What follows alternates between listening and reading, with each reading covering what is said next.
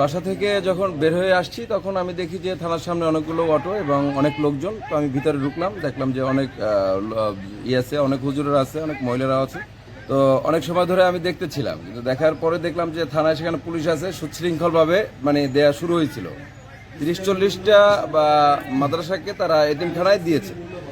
এরপরে হঠাৎ করে পুলিশের সামনেই একটা মানে কি একটা লুটতরাজের একটা বিষয়, যেখানে আমাদের আমতলী উপজেলার আমতলী থানায় সর্বোচ্চ নিয়ম শৃঙ্খলা বা আইন শৃঙ্খলা যেখানে বজায় থাকবে সেই জায়গাটাতে বসে এতগুলো মাছ এতভাবে লুটপাট হয়ে যাওয়াটা একদম মানে আমি ভাবতেই পারি না যে বিষয়টা কি।